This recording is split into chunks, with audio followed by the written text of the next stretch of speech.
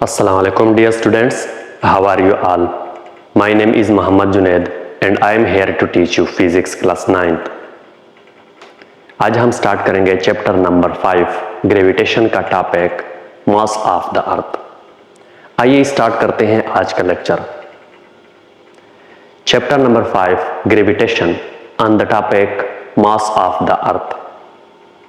जैसे कि नाम से भी जाहिर है कि मास ऑफ द अर्थ यानी जमीन का मैस।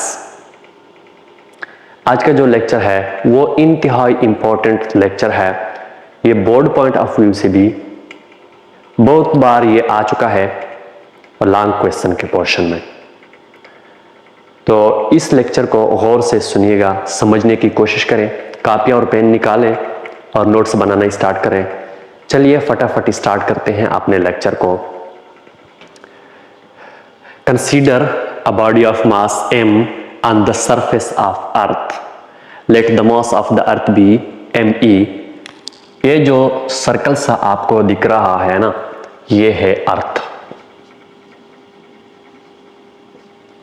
ये अर्थ है और इसका जो सेंटर से बाउंड्री तक का जो फासला है इसको कहते हैं रेडियस ऑफ द अर्थ, जो कि फिक्स्ड है, कांस्टेंट वैल्यू है इसकी।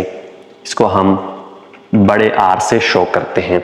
और ये है अनदर बॉडी जो कि on the surface of earth है, इसको हम डिनोट करते हैं एम नॉट से। ठीक है जी। ये जो आर है इसकी कांस्टेंट वैल्यू है और जो ये बॉडी ए है और ये मास ऑफ द अर्थ जो है इसको हम शो करते हैं एम ई से।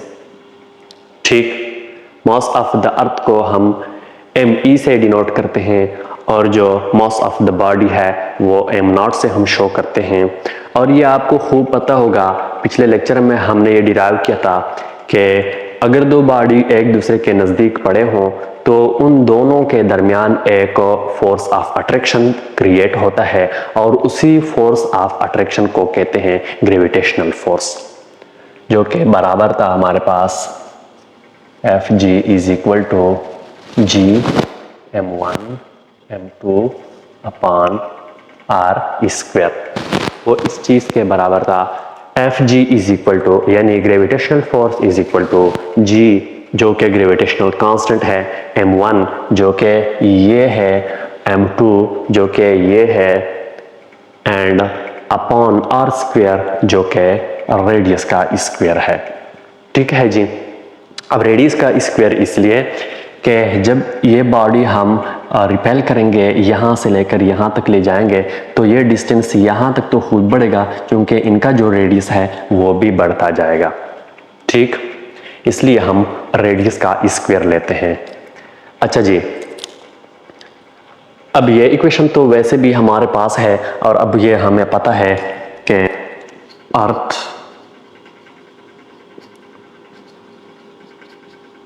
attracts a body towards its center with a force and its force is equal to the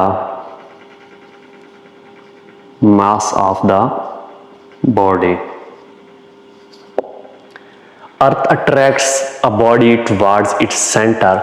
ये बॉडी है, ये अर्थ अपने सेंटर की तरफ अट्रैक्ट करता है विद अ फोर्स। एक फोर्स इसके ऊपर लग रही है जो कि ग्रेविटेशनल फोर्स है, यानी फोर्स ऑफ ग्रेविटी है। और जो फोर्स इसके ऊपर लग रही है वो इसी बॉडी के मैस के बराबर है। ठीक, यानी वो फोर्स बराबर है। इसको मैं इक्वेशन 1 करता हूँ और यहाँ पे मैं इक्वेशन 2 लिखने वाला हूँ जो कि फोर्स है। ये फोर्स जो इसके ऊपर लगने वाला है, फोर्स ऑफ ग्रेविटी, वो बराबर है F is equal to W which is equal to M naught जी।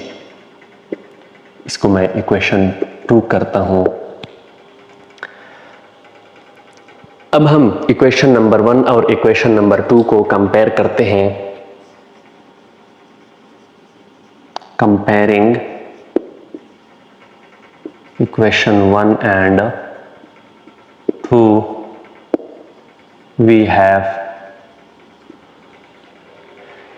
यानी ये जो फोर्स है वो W के बराबर है, ठीक, और वो W जो कि वेट है बॉडी का वो बराबर है एम नॉट जी का, ठीक है जी। अब ये भी फोर्स है और ये भी फोर्स है, ठीक। इसको चलो मैं यहां से मिटाता हूं, ठीक है। ये फोर्स और ये फोर्स दोनों सेम फोर्सेस हैं।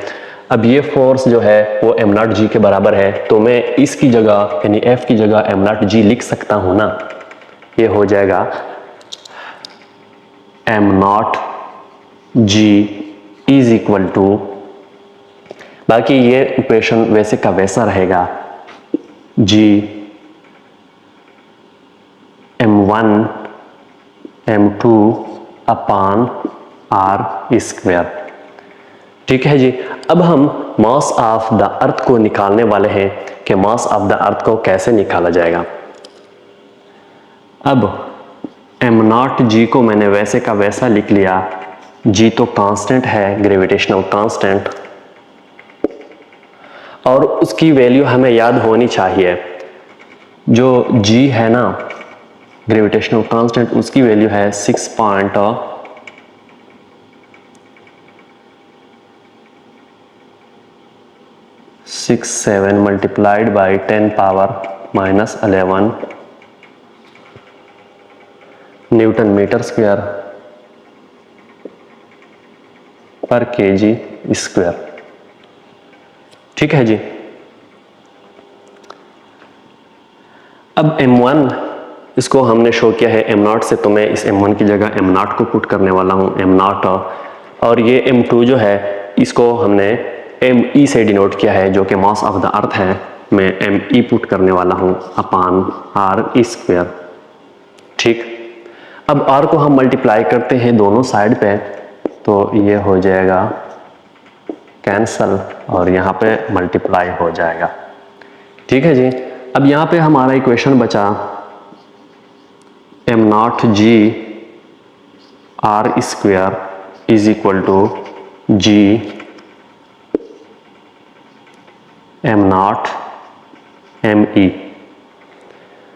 अच्छा जी,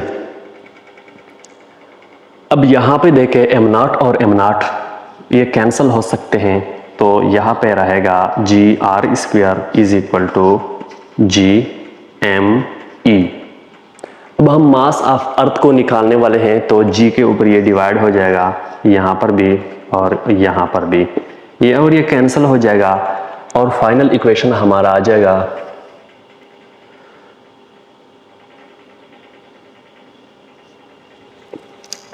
एम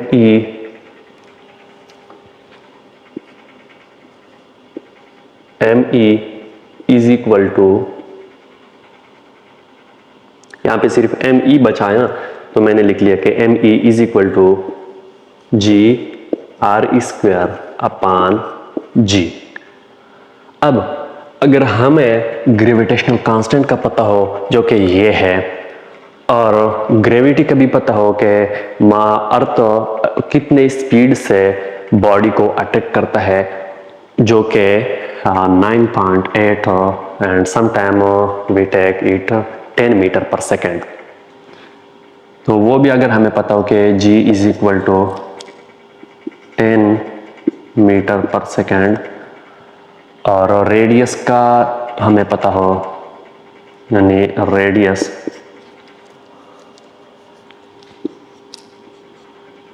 ऑफ अर्थ जो कि बराबर है 6.4 मल्टीप्लाइड बाई 10 पावर 6 मीटर, और इस g का हमें वैसे भी पता है 6.67 multiplied by 10 power -11 newton meter square पर केजी स्क्वायर, ठीक है। तो अगर हम ये पुट करें इसी फार्मूले में तो हमारे पास मास ऑफ अर्थ आ जाएगा।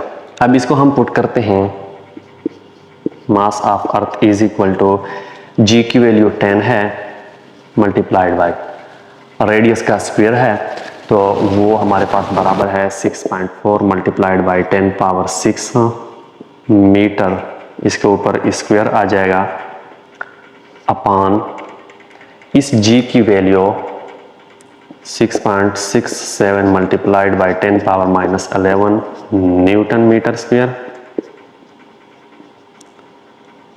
पर केजी स्क्वायर, ये इस चीज के बराबर है। अब इसको अगर हम कैलकुलेटर से सॉल्व करें तो ये आ जाएगा 10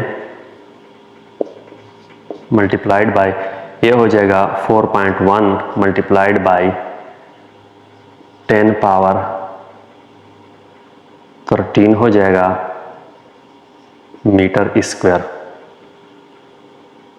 upon 6.67 multiplied by 10 power -11 newton meter square पर केजी स्क्वायर। अब मीटर स्क्वायर से कट जाएगा, ठीक है जी।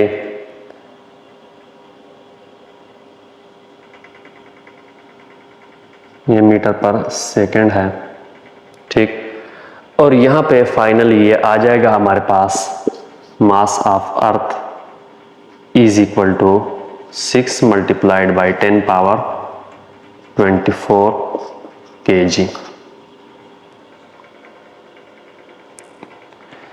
और ये हमारे पास फाइनल मास ऑफ अर्थ है। अब होप करते हैं आपको लेक्चर का समझ आ गया होगा। मुझे नेक्स्ट लेक्चर के लिए इजाज़त दीजिएगा। Thank you for watching the lecture.